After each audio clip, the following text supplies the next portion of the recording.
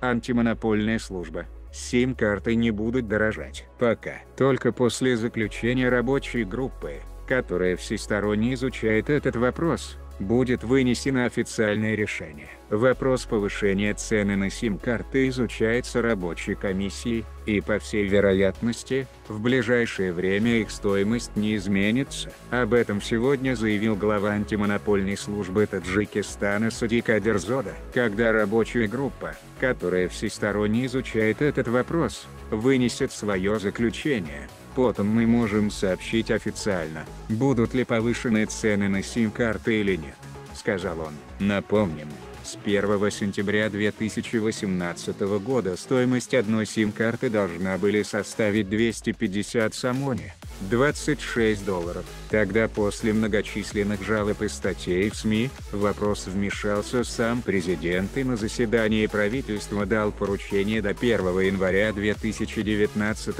года временно приостановить внедрение решения. В настоящее время пока все остается без изменений.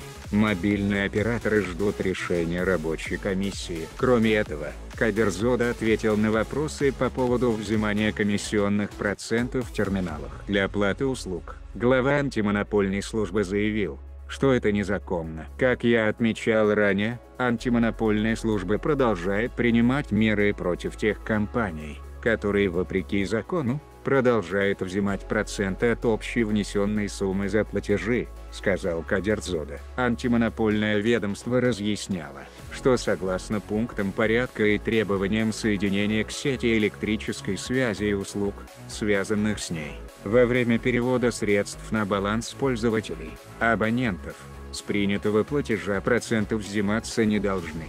Однако со стороны большинства хозяйствующих субъектов, оказывающих на товарном рынке услуги терминалов, данный порядок не соблюдается.